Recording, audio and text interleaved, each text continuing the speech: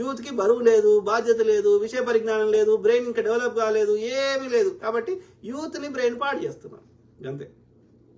ఎందుకంటే వాళ్ళకి ఏ విషయం మీద అవగాహన లేదు కాబట్టి యూత్ని ఈ బీజేపీ సైడ్ పోకుండా, ఈ డ్రగ్స్ పోకుండా యూత్ని కంట్రోల్ చేయాల్సిన బాధ్యత, వాళ్ళకి సరైన దారి చూపెట్టాల్సిన బాధ్యత, వాళ్ళకి ఒక మంచిగా సెట్ అయ్యే బాధ్యత, ఈ మతం పిచ్చి లేకుండా ఉండే బాధ్యత వాళ్ళ తల్లిదండ్రుల మీద ఉంటుంది. ఓకే, కాబట్టి తల్లిదండ్రులు మీరు పట్టించుకోకపోతే మీరు సమాజానికి చెడ్డ చేసిన వాళ్ళు అవుతారు.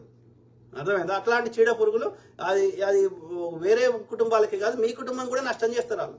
కాబట్టి తల్లిదండ్రులారా, ఈ మతం పిచ్చిలకి ఏ మతమైనా సరే నేను అది చెప్తున్నా, ఎక్స్ట్రీమ్ మతం అనేది ఒక ఉన్నదానికంటే ఉన్నతంగా బతకడానికి, విలువలతో బతకడానికి మతం చెప్పారు తప్ప సంపుకో, పొడుసుకో, ఆని ఒడువు, నువ్వు చెప్పింది నచ్చను అని నువ్వు వేరే విధంగా చెప్పిన అని సంపమని చెప్పలే.